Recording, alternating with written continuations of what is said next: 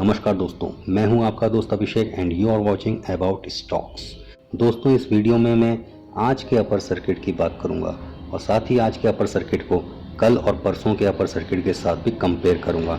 इस वीडियो में हम ये भी जानेंगे कि नियर फ्यूचर में यस बैंक का नेक्स्ट टारगेट क्या हो सकता है, क्या इसका रेजिस्टेंट लेवल बन सकता है। साथ ही हम इसमें यह भी जानने की कोशिश करेंगे कि एफपीओ की लिस्टिंग के बाद से लेकर अब तक इसमें ऑपरेटर ने कैसे शेयर्स को एक्यूमुलेट किया है। दोस्तों, जैसा कि आप देख सकते हैं, आज का ओपन प्राइस 15 रुपये 50 पैसे है, हाई भी 15 रुपये 50 पैसे है, लो और क्लोज भी 15 रुपये 50 पैसे है। बिड और आस्क क्वांटिटी की अगर बात करें दोस्तों, आस्क क्वांटिटी में देख सकते हैं दोस्तों कि 0 लिखा हुआ दिखाई दे रहा है, यानी कि 15 रुपये 50 पैसे में कोई भी सेलर अपने शेयर्स को बेचने के लिए तैयार नहीं है। जबकि अगर हम बिड क्वांटिटी की बात करें, यानी कि खरीदने वालों की बात करें, तो 15 रुपये 50 पैसे में लगभग 11 करोड़ से ज़्यादा शेयर्स की क्वांटिटी लगी हुई है। 15 रुपये 45 पैसे में लगभग 15 लाख क्वांटिटी लगी हुई है। तो दोस्तों, इस बिड और आस्क क्वांटिटी को देखकर तो ये लगता है कि आने वाले कुछ दिनों तक और ये अपर सर्किट कंटिन्यू रह सकता है। साथ ही इसमें अगर हम देखें तो बायर्स एग्रेसिव होकर 15 रुपये 50 पैसे में भी हैवी क्वांटिटी उठाने की कोशिश कर रहा है, जबकि सेलर्स यहाँ पर जीरो हो चुके हैं। सेलर्स ने अपनी हार मान ली है। सेलर्स अब यहाँ पर नहीं बेचना चाहते हैं, वो शायद ऊपर के प्राइस में बेचना चाहेंगे। आगे आने वाले दिनों में और भी ज़्यादा अपर सर्किट हमें देखने को मिल सकते हैं। दोस्तों, अब चार्ट्स में आते हैं और मैं बात करूंगा शुरू एफपीओ की लिस्टिंग वाले दिन से। 27 जुलाई 2020 को एफपीओ की लिस्टिंग हुई थी। उस दिन यस बैंक ने लोअर सर्किट लगाया था 10% का। आप देख सकते हैं कि उससे पहले दिन का जो लो प्राइस है 13 रुपये 55 पैसे है और उसके बाद ये खुलता है सीधे 12 रुपये 30 पैसे के ऊपर 27 जुलाई 2020 को। दूसरे दिन दोस्तों ऑपरेटर ने क्या किया कि इसको ओपन करवाया 11 रुपये 10 पैसे में 28 जुलाई 2020 को। ये जो दूसरा लोअर सर्किट लगातार इसमें लगा, इससे लोग पैनिक में आ गए। इवन वो लोग भी पैनिक में आ गए जिन्होंने इसे एफपीओ में बाय किया था, और वो लोग तो पैनिक में आए ही जो रिटेल ट्रेडर थे मेरे और आपके जैसे। उसके बाद क्या हुआ दोस्तों कि यहाँ से होता है खेल शुरू। यहाँ पर जो ऑपरेटर था उसने हैवी क्वांटिटी में बाय करा, और हैवी क्वांटिटी भी इतनी दोस्तों कि आप देख सकते हैं 1.057 बिलियन, यानी कि लगभग 100 करोड़ से भी ज़्यादा शेयर इसने यहाँ पर बाय करे। दोस्तों, ये बहुत बड़ा ट्रेडिंग वॉल्यूम होता है। यहाँ से हमें समझ जाना चाहिए था कि अब इसमें फर्दर गिरावट की कोई गुंजाइश नहीं हो सकती, क्योंकि इतना बड़ा वॉल्यूम आना और इतनी बड़ी वॉल्यूम के साथ इसमें ग्रीन कैंडल का बनना, इतने बड़े वॉल्यूम के साथ इसमें प्राइस को ऊपर की तरफ मूव करते हुए देखना दोस्तों, ये सभी इंडिकेशन थे कि अब इसमें बाइंग आपके लिए बन सकती है। आप इसमें बाइंग कर सकते हैं, होल्ड कर सकते हैं। दोस्तों, मैंने इसी लेवल के आसपास बाइंग करी है। मेरा जो एवरेज प्राइस आ रहा है 11 रुपये 91 पैसे के आसपास आ रहा है, मैं आपको वो भी शो करूंगा। तो इन सब इंडिकेटर से हमें पता चलता है कि हमें इसमें बाय करनी चाहिए। नेक्स्ट डे के बाद क्या होता है दोस्तों कि छोटे मोटे रिटेल इन्वेस्टर जब भी इसमें इन्वेस्ट करते हैं तो मार्केट थोड़ा सा ऊपर जाके फिर नीचे को आना शुरू हो जाता है। ऑपरेटर उनको इस तरह से फंसाता है कि रिटेलर के मन में ये बात आ जाती है कि ये इतनी तेज़ी से नीचे गिरा था। देखिए दोस्तों, इसकी तेज़ी देखिए नीचे गिरने की, कितने बड़े बड़े गैप डाउन करके ये नीचे गिरा और लगभग 6 से 7 दिन में ये अपनी कीमत का आधा पैसा रह गया। रिटेल ट्रेडर के मन में एक बात जरूर आई होगी दोस्तों कि 5 दिन में ये शेयर 20-22 रुपये से लेकर 11 रुपये के आसपास आ गया, और अगले 5 दिनों में ये 11 रुपये 85 पैसे से लेकर 12 रुपये 40 पैसे के बीच तक ही रहा।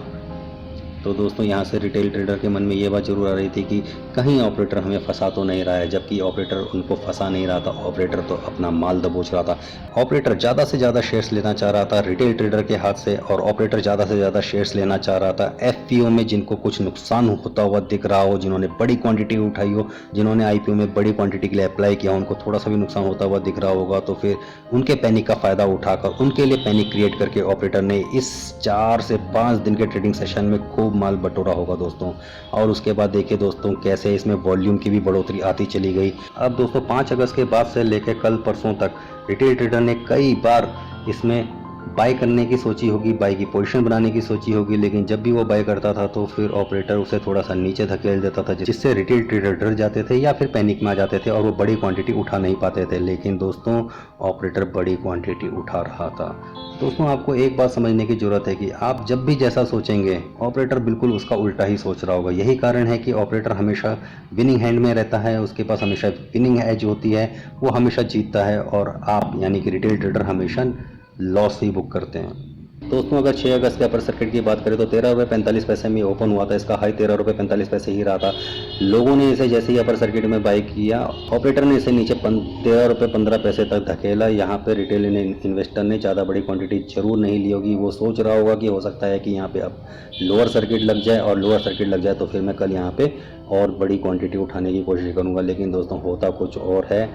अगले दिन शेयर 5% के और अपर सर्किट के ऊपर खुलता है। रिटेल ट्रेडर की खरीद 14 रुपये और 14 रुपये 10 पैसे के ऊपर होती है, क्योंकि मार्केट 14 रुपये के ऊपर खुलता है। वहाँ से प्राइस को और नीचे 13 रुपये 35 पैसे तक धकेला जाता है, ताकि रिटेलर ज़्यादा बड़ी क्वांटिटी को ना उठा पाए, ज़्यादा बड़ी क्वांटिटी में अपनी होल्डिंग की पोजीशन को ना बना पाए। जब रिटेलर ने, आपने, मैंने, हमारे जैसे रिटेलर्स ने इसमें बाय करने की कोशिश करी, तब तक ऑपरेटर ने इसे नीचे की तरफ धकेल कर हमें ये जताने की कोशिश करी, हमें ये बताने की कोशिश करी, हमें ये इंडिकेशन देने की कोशिश करी कि दोस्तों इसे मत खरीदो, ये नीचे को जा सकता है और ये आपके लिए ट्रैप हो सकता है।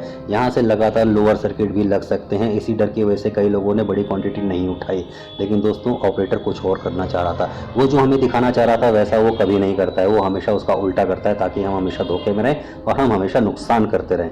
तो दोस्तों ये तो बात हो गई शुरू के 2-3 दिन की अपर सर्किट की। अब बात कर लेते हैं आज के अपर सर्किट की। आज का अपर सर्किट दोस्तों सही मायने में अपर सर्किट है, क्योंकि ये जिस प्राइस में ओपन हुआ है उसी प्राइस में ये अभी तक बना हुआ है। इसमें जो भी सेलिंग, इसमें सेलर्स बिल्कुल जीरो हो चुके हैं। सेलर्स बेचना नहीं चाह रहे हैं, या फिर सेलर्स हार मान चुके हैं, या फिर सेलर्स के पास अब क्वांटिटी नहीं बची है। जो भी क्वांटिटी बची है वो उसे होल्ड करने वाले लोगों के पास बची है, जो इसमें कुछ दिनों तक होल्ड करना चाहते हैं, कुछ महीनों का होल्ड करना चाहते हैं, कुछ सालों का होल्ड करना चाहते हैं। आज के स्ट्रॉन्ग अपर सर्किट के संकेत हमें कल ही मिल गए थे दोस्तों। कल क्योंकि ये दोस्तों अपने अपर सर्किट के प्राइस में ओपन नहीं हुआ था। ये 14 रुपये 50 पैसे के ऊपर ओपन हुआ था और 14 रुपये 80 पैसे इसका अपर सर्किट प्राइस था। जबकि इससे पहले ये 2 दिनों से लगभग अपने अपर सर्किट के ऊपर ओपन होता था, और उसके बाद ये थोड़ा नीचे जाके वापस अपर सर्किट के आसपास या अपर सर्किट में क्लोज होता था। तो आज दोस्तों ये 14 रुपये 50 पैसे में ओपन होता है, और फिर दोस्तों 14 रुपये 50 पैसे के ऊपर ओपन होते ही इसमें बहुत तेज़ी से बाइंग आती है। इतनी तेज़ बाइंग आती है दोस्तों कि एक सेकंड में 1 लाख 2 लाख शेयर इसमें ट्रेड होते हैं। एक सेकंड में दोस्तों 1 लाख 2 लाख शेयर्स को कौन उठा सकता है दोस्तों? क्या आप उठा सकते हैं? क्या मैं उठा सकता हूँ? क्या कोई रिटेलर उठा सकता है? नहीं दोस्तों, हम में से कोई नहीं उठा सकता। ये काम सिर्फ एक ऑपरेटर का हो सकता है। 5 से 10 मिनट के अंदर ही ये 14 रुपये 50 पैसे से 14 रुपये 30 पैसे का लो बनाकर 14 रुपये 80 पैसे पे ट्रेड करने लगता है। उसके बाद ये सारा दिन 14 रुपये 80 पैसे से लेकर 14 रुपये 70 पैसे के बीच में रहता है, और ये वहीं पर कंसोलिडेट करता रहता है। सेलर इसे 14 रुपये 70 पैसे से नीचे लाने में कामयाब नहीं हो पाते हैं, और बायर्स का पावर इतना होता है, खरीदने वालों की पावर इतनी ज़्यादा होती है कि ये 14 रुपये 70 पैसे और 14 रुपये 80 पैसे के ऊपर ही इसे रोक कर रखने में कामयाब रहते हैं, और फाइनली इसकी क्लोजिंग होती है 14 रुपये 80 पैसे पर। इन सब बातों को देखकर मुझे दोस्तों ऐसा कल ही लग गया था कि आज शायद ये अपर सर्किट पर ही खुलेगा, और उसके बाद इसमें शायद ट्रेडिंग बंद हो जाए, क्योंकि अब इसमें जो सेलर्स थे वो ख़त्म हो रहे थे। क्योंकि अगर इसमें सेलर्स होते तो कल वो इसे और दिन की तरह थोड़ा ज़्यादा नीचे तक ले आ पाते। लेकिन जैसे ही ये खुला, थोड़ा सा नीचे जाने के बाद ये वापस 14 रुपये 70 पैसे और 80 पैसे के ऊपर ट्रेड करने लगा, और सारे दिन सुबह लगभग 11 बजे से लेकर शाम को 3 साढ़े 3 बजे तक ये 14 रुपये 70 पैसे से नीचे नहीं आया दोस्तों। तो ये सब संकेत थे कि इसमें सेलर अब कमज़ोर होता जा रहा है, बायर और मजबूत होता जा रहा है। और वही चीज़ आज हमें भी देखने को मिली।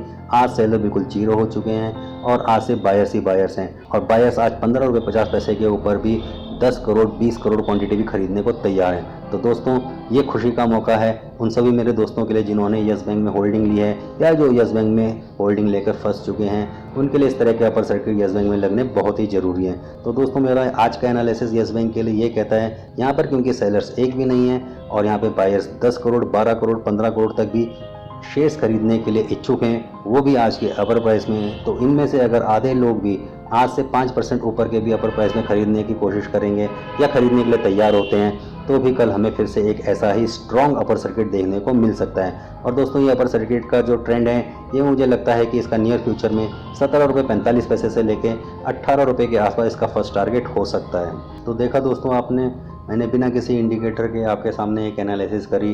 दोस्तों वाकई में हमें किसी भी इंडिकेटर की ज़रूरत नहीं होती। इंडिकेटर सिर्फ हमें हेल्प करने के लिए होते हैं, वो हमें किसी डिसीज़न को करने के लिए हेल्प नहीं कर सकते। डिसीज़न को करने के लिए आपको लर्निंग के ऊपर ध्यान देना होगा। मेरे साथ जुड़िए, अबाउट स्टॉक्स के साथ जुड़िए, लर्निंग पे फोकस कीजिए दोस्तों, आपको भी इंडिकेटर की कभी ज़रूरत नहीं पड़ेगी। अगर आपको वीडियो और हमारी एनालिसिस अच्छी लगी है दोस्तों, तो लाइक कीजिए, शेयर कीजिए, सब्सक्राइब कीजिए, ताकि हमें मोटिवेशन मिल सके और हम भविष्य में भी आपके लिए ऐसे ही क्विक वीडियोस बना सकें। Have a green day and have a green future. I am Abhishek, you are watching about stocks. We talk all about stocks, क्योंकि स्टॉक्स बोलते हैं।